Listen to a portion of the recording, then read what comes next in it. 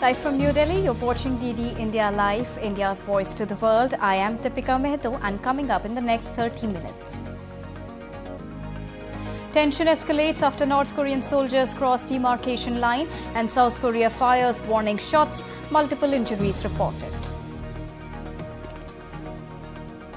Russian President Vladimir Putin to visit North Korea for the first time in 24 years. Visit raises concerns among US allies about military cooperation in violation of UN resolutions. India's Prime Minister Narendra Modi to visit Varanasi, a holy city in the northern state of Uttar Pradesh of India. PM to release 20,000 crore rupees to the farmers. And Fitch Ratings raise India's growth forecast for current fiscal to 7.2%, also projects growth rate of 6.5% for the next fiscal.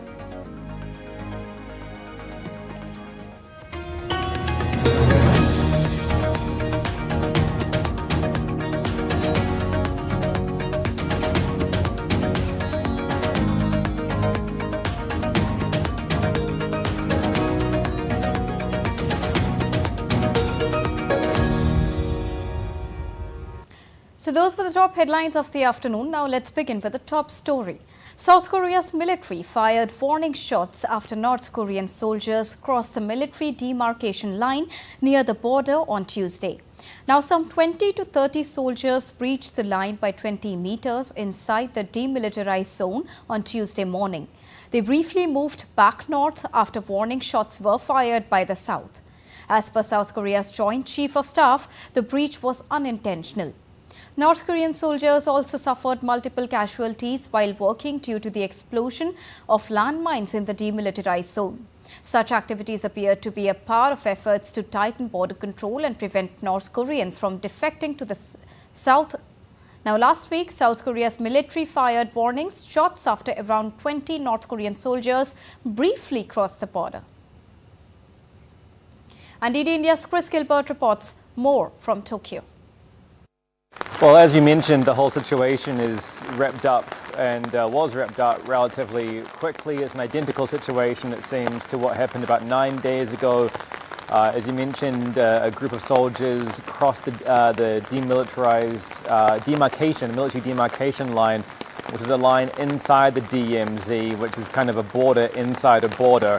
It's kind of the most strict line or demarcation line between the two countries. And the Joint Chiefs of Staff from South Korea on that occasion 9 days ago saying it seemed to be unintentional, and on this occasion again they say it seems to have been unintentional. It is a wild area with lots of bush and lots of forest. It's easy for workers along that line to make these kinds of mistakes, which is why quite a bit of leniency is shown. The broadcast of warnings and then firing of warning shots. South Korea doesn't take this as an invasion by a handful of troops by any means. There is precedent for it, and so what it is mostly indicative of is the heightened activity inside the DMZ of preparing barricades, as you mentioned, landmines and other preparations ever since South Korea completely left a de-escalating agreement, suspending all of it, which was put in place in 2018 to de-escalate tensions in that very area. And now that that has been abandoned, we are seeing heightened activity, heightened preparations, escalating tensions, and these kinds of mistakes. Russian President Vladimir Putin is starting his Asia tour. On Tuesday and Wednesday, he will visit North Korea for the first time in 24 years. And ahead of the trip, the DPRK leader called Russia an invincible ally. The West says it has fears that Pyongyang provides Moscow with badly needed munitions to fuel Putin's military effort in Ukraine in exchange for economic assistance and technology transfers for Kim's nuclear weapons and missile program. Putin will next go to Vietnam. Tasha Chernishova has more from Moscow. Kremlin says Moscow and Pyongyang may sign a strategic partnership agreement as part of Vladimir Putin's trip to the DPRK. Russian president is traveling to North Korea this week for a friendly state visit. It will be the second meeting between Putin and the DPRK leader Kim Jong-un in 9 months, as the two countries deepen their ties. The visit will last for 2 days, with Moscow vowing to foster cooperation with Pyongyang in all areas. The Kremlin says the two sides have a very extensive potential for further development of ties. In the West, however, there are fears of these deepening relations involving an arms arrangement, something that Moscow and Pyongyang have repeatedly denied. Kremlin spokesman Dmitry Peskov said Moscow has the right to develop good relations with its neighbors, and that should not cause any concern to anyone, cannot and should not be disputed.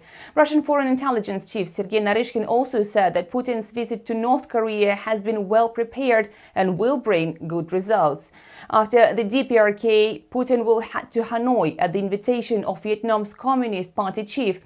Putin will meet Vietnamese officials to further develop comprehensive strategic partnership between Russia and Vietnam in trade, economic, scientific, technological and humanitarian areas. Dasha Cherneshova reporting in Moscow for DD India. Now, ahead of a rare state visit by Russian President Vladimir Putin to Pyongyang, the United States is concerned about closer ties between Russia and North Korea. White House National Security spokesperson John Kirby said that the White House is not concerned about the trip, but about the deepening relationship.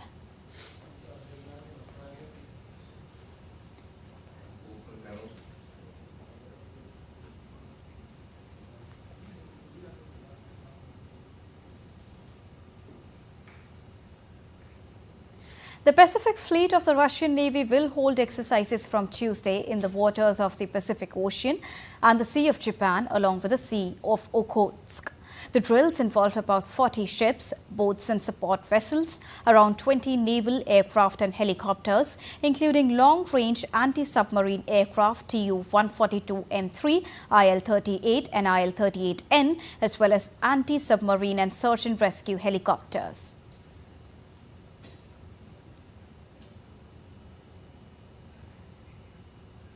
South Korea and China will hold their first round of diplomatic and security dialogue on Tuesday in Seoul.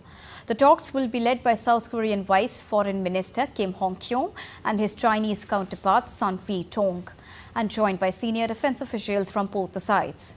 According to Seoul's ministry official, the two countries will exchange opinions on the issues of mutual interest, such as bilateral relations, the Korean Peninsula issue, and the regional and global situations. South Korean President Yoon Suk-yeol and Chinese Premier Li Qiang agreed to launch the talks and resume free trade negotiations when they met last month in Seoul for a summit that included Japan.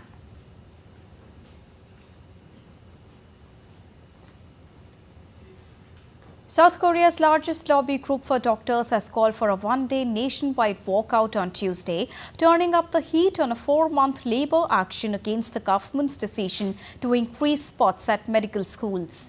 Over 500 medical professors at hospitals affiliated with Seoul National University have taken part in a collective suspension of patient treatment starting Monday in protest of the government's medical reforms.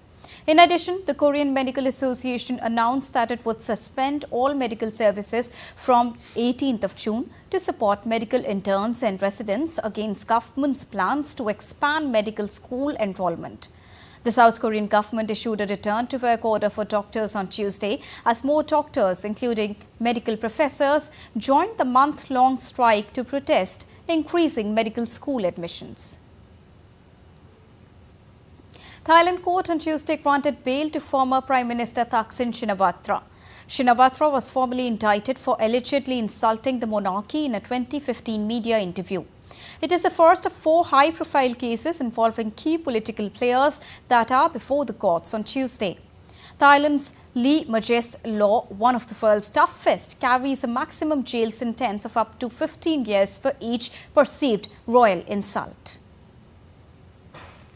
Thailand's Constitutional Court on Tuesday set July the 10th as the next hearing date for a case seeking the dismissal of Prime Minister Srettha Thavisin. The case stems from a cabinet appointment made by the Premier that allegedly violated the Constitution. Separately, the Constitutional Court set the 3rd of July as the next hearing date for case involving the opposition Move Forward Party. The Move Forward Party, that won last year's closely fought election but was unable to form a government, could be dissolved for its campaign to amend the royal insult law. Thaksin, Sreta and Move Forward deny any wrongdoing. Now, in a widely expected move, Israeli Prime Minister Benjamin Netanyahu has dissolved the 6-member war cabinet. The move follows the departure from the government of centrist former General Benny Gantz. Netanyahu is now expected to hold consultations about the Gaza war with a smaller group of ministers. The move was announced as the U.S. Special Envoy Amos Hochstein visited Jerusalem, seeking to calm the situation on the disputed border with Lebanon, where Israel said tensions with the Iran-backed Hezbollah militia were bringing the region close to a wider conflict. The forum was formed after Gantz joined Netanyahu in a national unity government at the start of the conflict in October. Gantz left the government last week over what they said was Netanyahu's failure to form a strategy for the conflict. U.S. Special Envoy Amos Hochstein arrived in Israel on Monday and met with Israeli leaders in an attempt to avoid further escalation between Israel and Lebanon. Hochstein met with Israeli President Isaac Herzog and Prime Minister Benjamin Netanyahu in Jerusalem to advance efforts to avoid further escalation along the blue line between Israel and Lebanon. Israel's army on Sunday said that 5,000 rockets had been fired from Lebanon into Israeli territory since the 7th of October. Army spokesperson Rear Admiral Daniel Hagari warned that Hezbollah was bringing Israel to the brink of what could be a wider escalation, one that could have devastating consequences for Lebanon and the entire region. Hezbollah's increasing aggression is bringing us to the brink of what could be a wider escalation, one that could have devastating consequences for Lebanon and the entire region.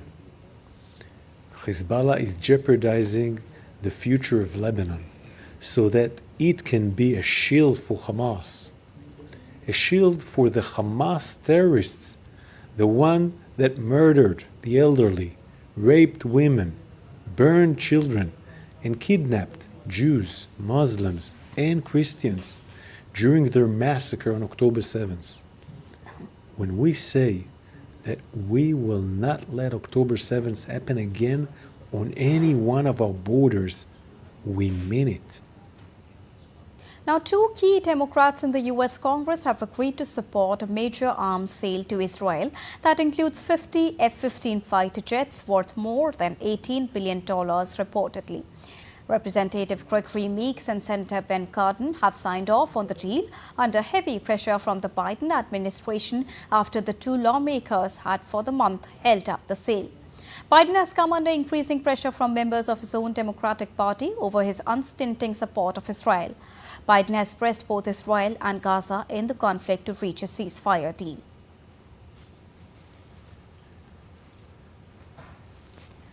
Now, today is the deadline for those hoping to cast their ballot in the UK general election to register a vote. British or Irish citizens or citizens of a Commonwealth country with the right to remain in the United Kingdom are allowed to participate in the election, which will determine the makeup of the next parliament and who becomes the Prime Minister. DD India's Stuart Smith reports from London. In 2022, 86% of eligible voters were registered in the UK. It's a once-for-life process, unless you move house or change your name. A person who is a citizen of one of the 56 independent Commonwealth countries, including Indians, can register if they do not require permission to enter or remain in the UK. That includes those who have indefinite, time-limited or conditional leave to remain. But not everyone registered to vote will cast a ballot. Turnout tends to be between 60 to 70% in modern UK general elections, and analysts predict this one is likely to see lower than average turnout, with the perception of a guaranteed win for the opposition Labour Party. This will be the first general election that requires voters to bring ID with them, which may also have an adverse effect on the number of people able to successfully vote. On Tuesday, party leaders and candidates are continuing their campaigns, with the Labour Party expected to talk about about its plans to help small businesses and reinvigorate Britain's high streets. Stuart Smith in London, reporting for DD India. It's now time to take a short break here on DD India Live, but still to come on the other side. Alarming effects of climate change come forth with extreme weather events being witnessed across the globe. World number 3 arena Sabalenka pulls out of Paris Olympics, prioritizing health. And ahead of the International Day of Yoga, we bring you exclusive reports on importance and benefits of yoga in everyday life.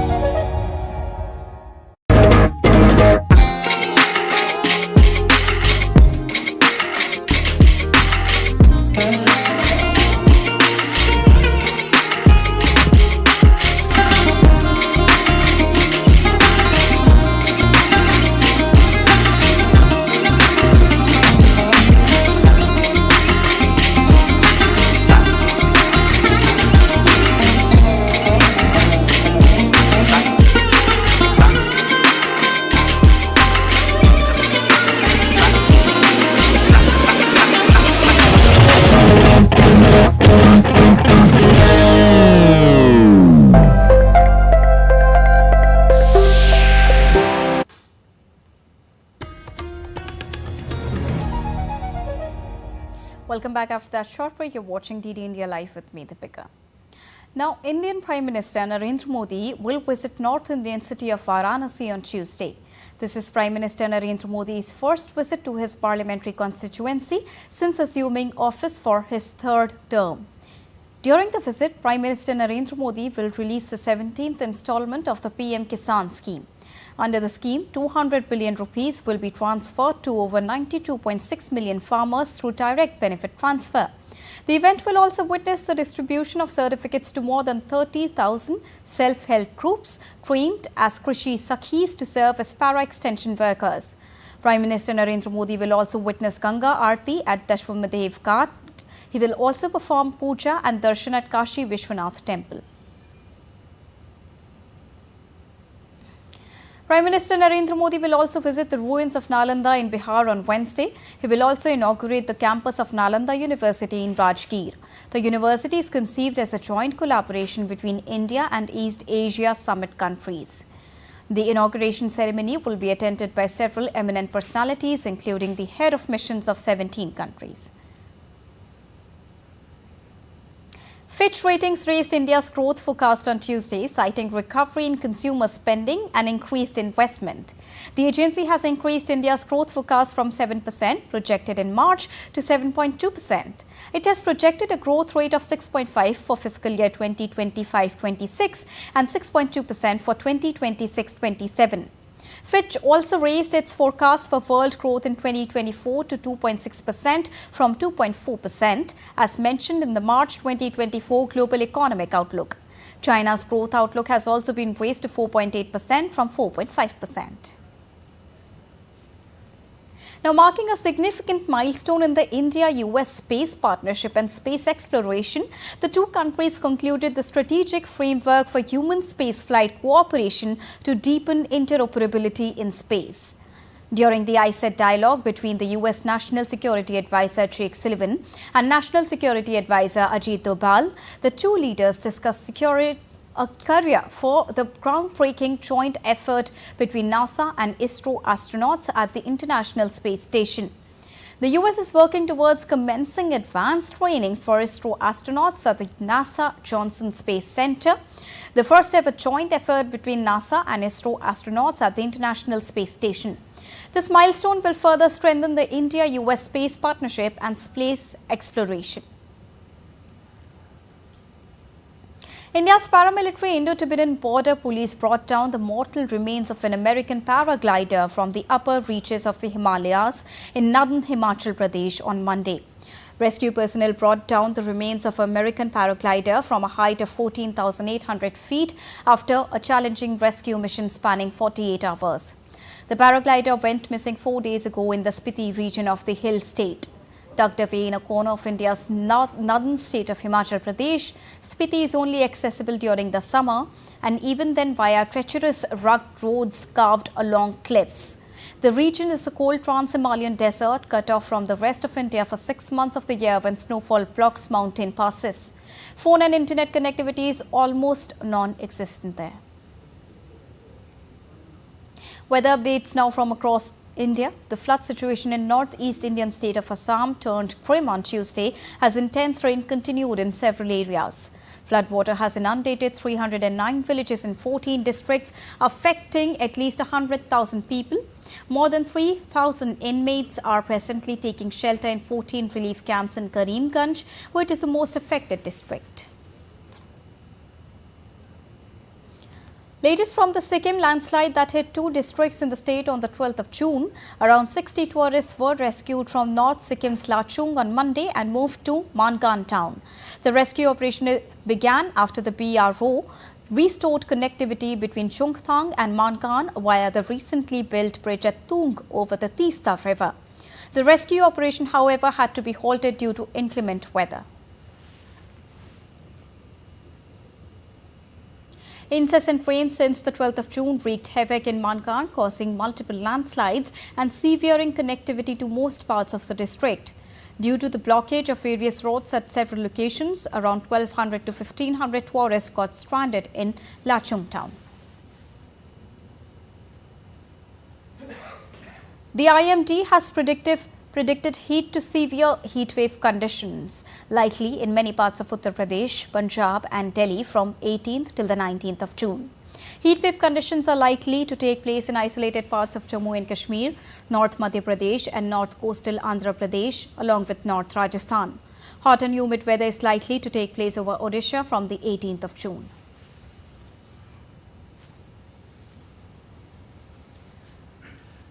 And weather updates from across the globe now. Countries across the world are witnessing extreme weather patterns. While some face scorching heat, breaking records, others are grappling with devastating floods. Here's a report.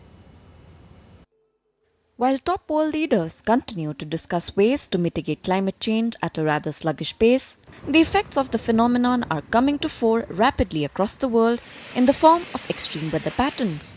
The United States is witnessing record high temperatures in decades. According to the National Weather Service, some 80 million people are currently under a heat advisory. The city of Detroit may experience its most severe heat wave in recent years, with 5 consecutive days of temperatures soaring into the mid to upper 30 degrees Celsius. Effects will also be seen in western Pennsylvania and northern West Virginia. Heat warnings have also been issued across southern and central Canada. Europe is also not immune to the extreme weather events. In Greece, temperatures soared above 40 degrees Celsius, with reported increase in tourist deaths and disappearances due to the heat. In Saudi Arabia, more than a dozen heat-related deaths were confirmed, with 2,700 cases of heat exhaustion reported. Meanwhile, in El Salvador, 11 people died due to torrential rains. Nearly 900 people are still in temporary shelters. Forecasters have predicted more rain, along with the storm that may form over the Gulf of Mexico. In China, rain-triggered flash floods have wreaked havoc in the southern region. At least 9 people have been killed and 17 are missing. However, in capital Beijing, temperatures are expected to hit above 37 degrees Celsius. The extremities point to a greater issue of climate change at hand, with the need of urgent action. Bureau reports, DD India. And now updates on the upcoming International Day of Yoga, which is all set to be celebrated on 21st of June.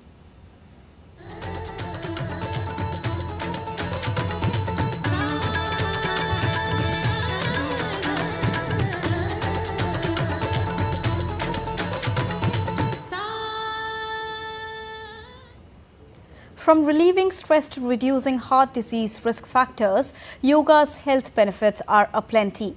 DD India's Anu Kaushik gets you more in this report.